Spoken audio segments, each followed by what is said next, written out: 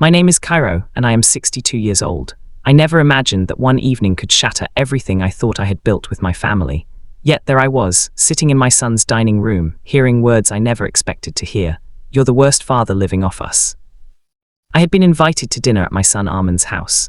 He and his wife Sarah had recently moved into a modern suburban home, and I was eager to visit.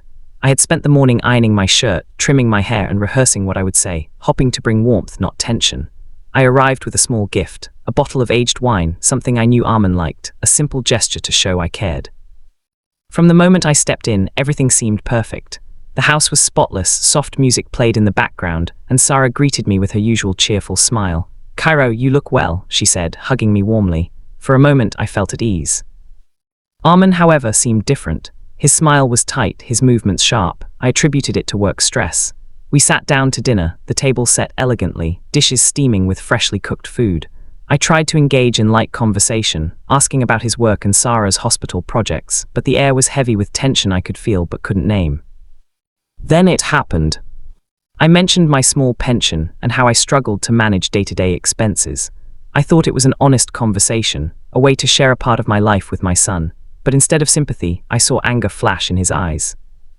"You think this is fair?" Arman's voice cracked, loud and accusing, breaking the polite calm. He slammed his fork onto his plate, making everyone jump. "Do you know how much stress you put on us, living off us while doing nothing to help yourself?" The words hit me like a punch. I froze, staring at him in disbelief. Sarah gasped, placing a hand over her mouth, unsure of what to do.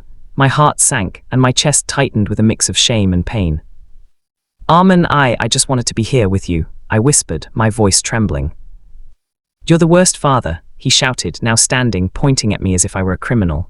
"Have you ever thought about us? About the bills, the sacrifices we've made for you? You've been a burden your whole life, and now even here, you're still demanding more." I felt tears sting my eyes. This was my son, the boy I had raised, the same little boy I once tucked into bed, who used to cling to my hand when he was scared. How could he see me as a burden? How had our bond, so strong once, deteriorated into this storm of anger and resentment?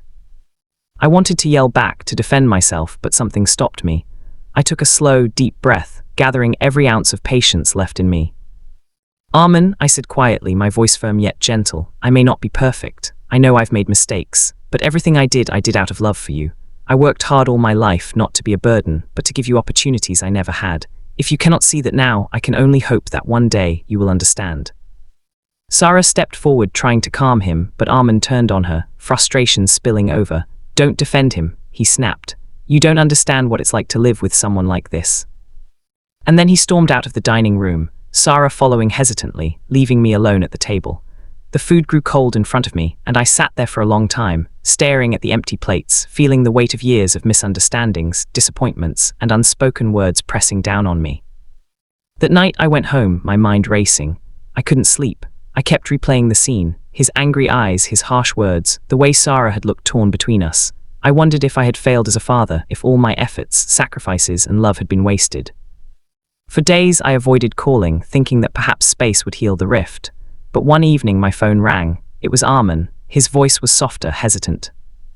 "Dad, can we talk?" he asked. I've been thinking about what I said. I shouldn't have yelled. I was frustrated and I took it out on you. Can we meet? I agreed, and the next day we sat across from each other at a small, quiet cafe. For a moment, neither of us spoke, the silence filled with the weight of unsaid apologies. "I'm sorry, Kiro," he finally said, his eyes glistening. "I didn't realize how cruel I sounded. I was overwhelmed, stressed about work, bills, everything, and I unfairly blamed you." I reached across the table and placed my hand on his. "Arman, I forgive you. I understand stress can make us act out of character, but I hope you also realize that words can leave wounds that take time to heal." He nodded, tears spilling over. "I want to be a better son. I want us to be a better family." And in that moment, I felt the first spark of hope. Rebuilding trust would not be easy, and healing would take time, but the bridge between us had not burned completely. Over the next few months, we slowly began to reconnect. Dinner became a time for honest conversation instead of polite smiles and suppressed anger. I shared my struggles and fears, he shared his. We laughed, sometimes argued, but always returned to understanding. I helped him manage some financial planning, not because I needed anything, but because I wanted to guide him, just as I had always tried. Looking back, that humiliating dinner was a turning point. It taught me that anger often masks fear, exhaustion, and misunderstanding.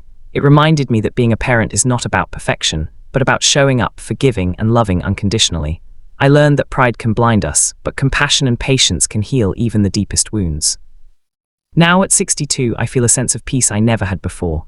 My bond with Arman and Sarah has grown stronger, deeper, and more honest. We cherish our time together, never taking moments for granted.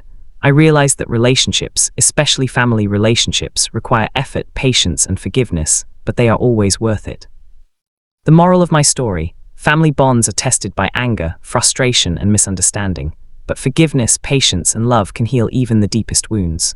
Pride can break a relationship, but understanding and compassion can rebuild it stronger than ever. No matter how old you are or how difficult the situation, it's never too late to mend what has been broken. I am Kiro, and I have learned that even the harshest words, when met with love and patience, can become the beginning of something beautiful.